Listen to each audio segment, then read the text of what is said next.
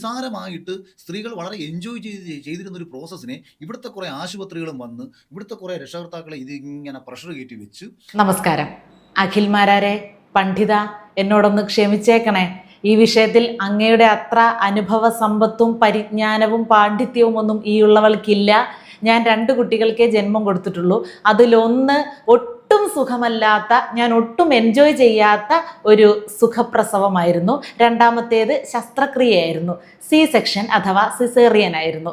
അപ്പോൾ ഒരുപാട് പാണ്ഡിത്യവും അനുഭവ സമ്പത്തുമുള്ള അഖിൽമാരാർ ചേട്ടൻ പറയുന്നത് കേട്ടു. സ്ത്രീകളൊക്കെ വളരെ സിമ്പിളായിട്ട് എൻജോയ് ചെയ്തുകൊണ്ടിരുന്ന ഒരു സംഭവമാണ് ഈ പ്രസവം എന്ന് പറയുന്നത്. അതിനെയൊക്കെ ഇത്രയും കോംപ്ലിക്കേറ്റഡ് ആക്കിയത് ഇന്നത്തെ രക്ഷകർത്താക്കളും ആശുപത്രികളുമാണ്. ഇപ്പോഴത്തെ പെണ്ണുങ്ങൾ വിചാരിക്കുന്നത് 9 മാസവും തനിക്ക് എന്തോ മഹാരോഗമാണ് എന്നാണ്. പണ്ടത്തെ മുതുമുത്തശ്ശിമാരൊക്കെ അരി ഇടിച്ച് മാറ്റി വെച്ചിട്ടാണ് പ്രസവിക്കാൻ വന്നിരുന്നത്.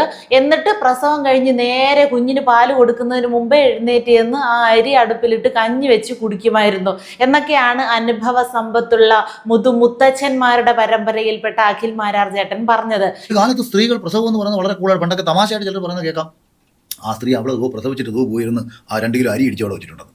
ഇതിനെ ഒന്നും ഖണ്ഡിക്കാനുള്ള പാണ്ഡിത്യം എനിക്കില്ല എന്ന് ഞാൻ ആദ്യമേ പറഞ്ഞല്ലോ. എന്നാലും എൻ്റെ നിസാരമായിട്ടുള്ള അനുഭവങ്ങളുടെ വെളിച്ചത്തിൽ ഞാനൊന്ന് സംസാരിച്ചോട്ടെ.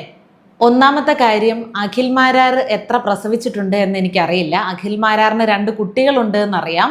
അപ്പോൾ ആ കുട്ടികളുടെ ജന്മം നൽകൽ ആശുപത്രിയിലായിരുന്നോ അതോ വീട്ടിലായിരുന്നോ എന്നറിഞ്ഞാൽ കൊള്ളാം. വീട്ടിലല്ല എന്നാണ് എൻ്റെ അറിവ്. ആശുപത്രിയിലായിരുന്നെങ്കിൽ എന്തിനാണ് ഇത്രയും എൻജോയ് ചെയ്യാൻ പറ്റുന്ന ഒരു സംഭവം തൻ്റെ ഭാര്യയ്ക്ക് നിഷേധിച്ചത് എന്ന് മനസ്സിലാകുന്നില്ല. വളരെ കൂളായിട്ട് എൻജോയ് ചെയ്യാൻ പറ്റുന്ന ഒരു സാഹചര്യമല്ലായിരുന്നോ? ആ ഒരു അവകാശം ഭാര്യയിൽ നിന്ന് പിടിച്ചു വാങ്ങിച്ചത് ശരിയായില്ല എന്ന് എനിക്ക് പറയാനുള്ളൂ. പിന്നെ പിള്ളേരെ പ്രസവിച്ച് കഴിഞ്ഞ് എത്ര നാഴി അരി ഭാര്യ കുത്തിയായിരുന്നു, എത്ര പറ നെല്ല് ഭാര്യ കുത്തിയായിരുന്നു എന്നും കൂടെ ഒന്ന് പറയണമായിരുന്നു കേട്ടോ. ഏതായാലും 3.25 കിലോയുള്ള ഒരു കുഞ്ഞിനാണ് ഞാൻ ആദ്യമായിട്ട് ജന്മം കൊടുത്തത്. അത് സുഖപ്രസവം എന്നിപ്പോൾ പറയുന്നില്ലേ, ആ സുഖപ്രസവം എന്ന പേരെങ്ങനെ വന്നു എന്ന് എനിക്കറിയില്ല. സുഖത്തിൻ്റെ ഒരംശം പോലും ഇല്ലാത്ത ഒരു സംഭവമാണ് ഈ സുഖപ്രസവം എന്ന പേരിൽ അറിയപ്പെടുന്നത്. പ്രസവിച്ചിട്ടുള്ള എല്ലാ പെണ്ണുങ്ങൾക്കും ഈ അഭിപ്രായമായിരിക്കുമെന്ന് 100% ഉറപ്പോടെയും ബോധ്യത്തോടെയുമാണ് ഞാൻ ഈ സംസാരിക്കുന്നത്. അപ്പോൾ 3.25 കിലോയുള്ള ഒരു കുഞ്ഞിൻ്റെ തലയുടെ വലിപ്പം എത്രത്തോളം ഉണ്ടായിരിക്കുമെന്ന് ഊഹിക്കാം. എത്ര സ്റ്റിച്ചുകൾ വേണ്ടി വന്നു എന്ന് ഊഹിക്കാം. ഒന്ന് ബാത്റൂമിലൊക്കെ ഇരിക്കാൻ എന്താ സുഖം, ചെന്ന് ഒന്ന് ഉറച്ചിരിക്കാൻ പെടുന്ന പാട്, ആ പാടുപെടലിൽ നിന്ന് കിട്ടുന്ന ഒരു എൻജോയ്മെൻറ്റ് അഖിൽമാരാർ ചേട്ടൻ പറഞ്ഞതുപോലെ ഭയങ്കര ഒരു സുഖമാണ്. എത്ര നിസ്സാരമാണെന്നറിയാമോ? ആ പ്രസവവും പ്രസവിച്ചതിന് ശേഷമുള്ള ആ ഒരു ശുചിമുറിയുടെ ഉപയോഗവും അതിനുശേഷം എഴുന്നേറ്റിരുന്ന് കുഞ്ഞിന് പാല് കൊടുക്കുന്നതും ഇനിയിപ്പോൾ പാലില്ലാത്ത അവസ്ഥയും കൂടെ ഒക്കെ ആണെങ്കിൽ ഏറ്റവും കേമം. അങ്ങനെ ഗർഭകാലവും പ്രസവവും മാത്രമല്ല, പ്രസവാനന്തര ജീവിതവും ആദ്യത്തെ കുറേ മാസങ്ങളൊക്കെ വളരെ എൻജോയ് ചെയ്താണ് സ്ത്രീകൾ മുന്നോട്ട് പോകുന്നത്. അഖിൽ ചേട്ടൻ കൃത്യമായിട്ട് പറഞ്ഞിട്ടുണ്ട് കേട്ടോ. സ്ത്രീകളെ പ്രതിനിധീകരിച്ച് ഇത്രയും കൃത്യമായിട്ട് സ്ത്രീകളുടെ കാര്യങ്ങൾ, പ്രസവിച്ച അമ്മമാരുടെ എൻജോയ് ചെയ്ത നിമിഷങ്ങളെ പറ്റി വിശദീകരിച്ചതിന് പ്രത്യേകം നന്ദി ആദ്യമേ പറയുന്നു കേട്ടോ. പിന്നെ ഈ പ്രസവശേഷമൊക്കെ ഉണ്ടല്ലോ, എല്ലാ ദിവസവും രാത്രിയും പകലും കൂർക്കം വലിച്ചു കിടന്നുറങ്ങാൻ പറ്റുന്ന ആളുകളാണ് ഈ പ്രസവിച്ച സ്ത്രീ. കാര്യം, കുഞ്ഞ് രാത്രിയും പകലും ഫുള്ള് കിടന്നുറങ്ങിക്കോളും, വഴക്കുണ്ടാക്കുകയില്ല, കുഞ്ഞിന് പാല് കൊടുക്കുകയും വേണ്ട. കുഞ്ഞിന് കൂടെയുള്ള ആളുകളൊക്കെ ആണല്ലോ കുഞ്ഞിന് ആഹാരം കൊടുക്കുന്നതും ബാക്കി കാര്യങ്ങൾ നോക്കുന്നതും. അപ്പോൾ ഈ സ്ത്രീക്ക് രാത്രിയും പകലും ഇല്ലാതെ കിടന്നുറങ്ങുക, ആഹാരം കഴിക്കുക, ഉറങ്ങുക, കഴിക്കുക, ഉറങ്ങുക, എന്തൊരു ഗംഭീര ഏർപ്പാടാണെന്നറിയാമോ? പിന്നെ ശാരീരികമായിട്ടുള്ള എൻജോയ്മെൻറ്റ് മാത്രമല്ല, മാനസികമായിട്ട് കൂടി വല്ലാത്തൊരു എൻജോയ്മെൻ്റ് ആണ്. വൈകാരികമായിട്ടും ഒക്കെ ഭയങ്കര എൻജോയ്മെൻ്റ് ആണ്. ആ കുഞ്ഞിനെ കാണുന്ന, പ്രസവിച്ച് ആ കുഞ്ഞിൻ്റെ മുഖം കാണിക്കുന്ന ആ നിമിഷം, കുഞ്ഞിൻ്റെ നെറ്റിയിൽ ഒരു ഉമ്മ കൊടുക്കുന്ന ആ നിമിഷം ഒഴികെ ബാക്കി എല്ലാ സമയവും ഗംഭീരമായിട്ട് നമ്മൾ ആസ്വദിക്കുന്ന നിമിഷങ്ങളാണ്.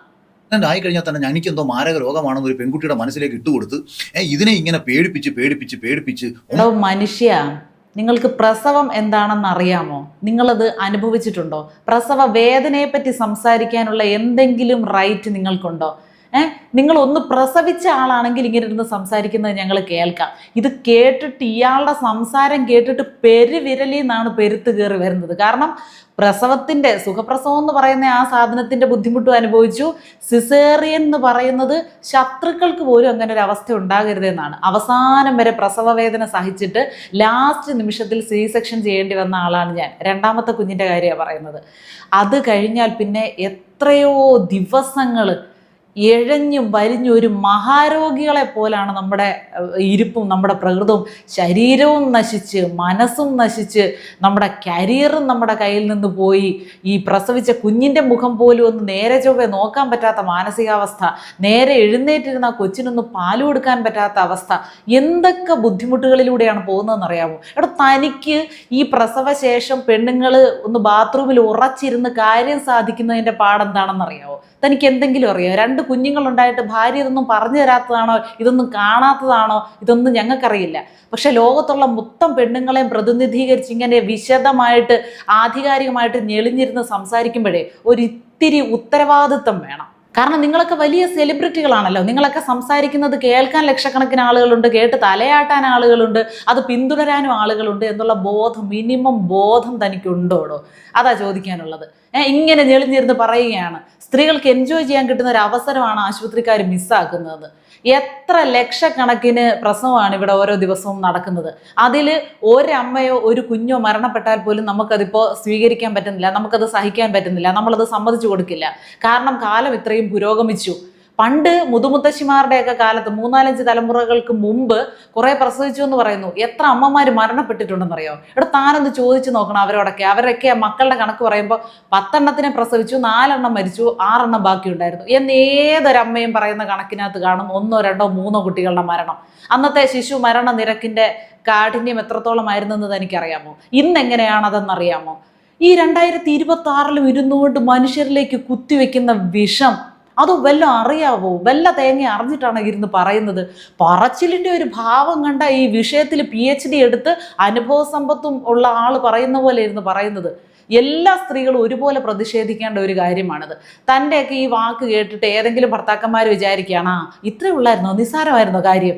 കാരണം ഇതിനെക്കുറിച്ച് ബോധ്യമില്ലാത്ത ആളുകൾ ഇങ്ങനെ വിചാരിച്ച് എനിക്ക് പിന്നെ ഭാര്യ വീട്ടിൽ തന്നെ പ്രസവിപ്പിച്ചാൽ മതി എന്ന് തീരുമാനമെടുത്ത് എന്തെങ്കിലും ആയിപ്പോയാൽ താൻ അതിന് ഉത്തരവാദിത്തം പറയുമോ? കുറേ വിവരദോഷികൾ ഓൾറെഡി ഈ അക്യൂപഞ്ചറിൻ്റെ ഒക്കെ പേരിൽ വീട്ടിൽ കിടത്തി പെണ്ണുങ്ങളെ പ്രസവിപ്പിച്ച് കൊല്ലുന്നുണ്ട്. 5ഉം 6ഉം പ്രസവിപ്പിച്ച് അതൊരു സൈഡിൽ നിൽക്കുകയാണ്. അതിൻ്റെ ഇടയിലാണ് ഇങ്ങനെയുള്ള വിവരദോഷങ്ങൾ ഇരുന്ന് വിളമ്പുന്നത്. പ്രസവം നിസാരം, എൻജോയബിൾ, ആവശ്യമുള്ളതിനും ഇല്ലാത്തതിനും എല്ലാം ഇരുന്നുകൊണ്ട് അഭിപ്രായം പറഞ്ഞോളും. എന്നാൽ ഈ പറയുന്ന അഭിപ്രായത്തിൽ എന്തെങ്കിലും ഉത്തരവാദിത്വം ഉണ്ടോ? ഏതെങ്കിലും ഒരു കാര്യത്തിൽ വ്യക്തമായിട്ടുള്ള ധാരണയുണ്ടോ? ഒന്നുമില്ല. കുറെ ആളുകൾ ഇരുന്ന് മാസ് എന്ന് പറഞ്ഞ് കൈയടിക്കാനുണ്ടല്ലോ, അതിനുവേണ്ടിയാണോ പറയുന്നത്? കുറച്ച് ആളുകൾ കേൾക്കാനുണ്ടെന്ന് പറഞ്ഞ് നിങ്ങൾ പറയുന്നതെല്ലാം വസ്തുതകളാണെന്ന് നിങ്ങൾ വിചാരിക്കുന്നുണ്ടോ? ഒരുമാതിരി മനുഷ്യരെ വെറും പ്രസവിച്ച പെണ്ണുങ്ങളെ മുഴുവൻ ഒരുമാതിരി വടിയാക്കുന്ന രീതിയിലുള്ള പ്രസംഗം. ഏത് സ്ത്രീയാണ് അതെന്നോട് പറഞ്ഞിട്ടുള്ളത്? പ്രസവം വളരെ നിസ്സാരമായിരുന്നു, നമ്മൾ അങ്ങോട്ട് വലിച്ചു തുപ്പിയിട്ട് ഇങ്ങോട്ട് വന്ന്, അങ്ങനെയാണോ പ്രസവിക്കുന്നത്?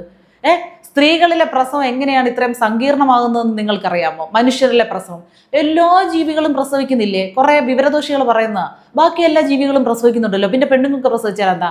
ബാക്കിയുള്ള ജീവികളൊക്കെ പ്രസവിക്കുന്നതും അവർക്ക് വളരെ എൻജോയ് ചെയ്തല്ല, അവരും വേദന സഹിച്ച് തന്നെ പ്രസവിക്കുന്നത്. മനുഷ്യ സ്ത്രീകളിൽ അതിനേക്കാൾ കുറച്ചുകൂടെ കൂടുതൽ കോംപ്ലിക്കേറ്റഡ് ആണ് കാര്യങ്ങൾ. കാരണം ജീവികളിൽ നിന്നൊക്കെ പരിണാമം സംഭവിച്ച് നിവർന്നു നിൽക്കുന്ന 2 കാലിൽ നിൽക്കുന്ന ജീവിയാണ് മനുഷ്യൻ.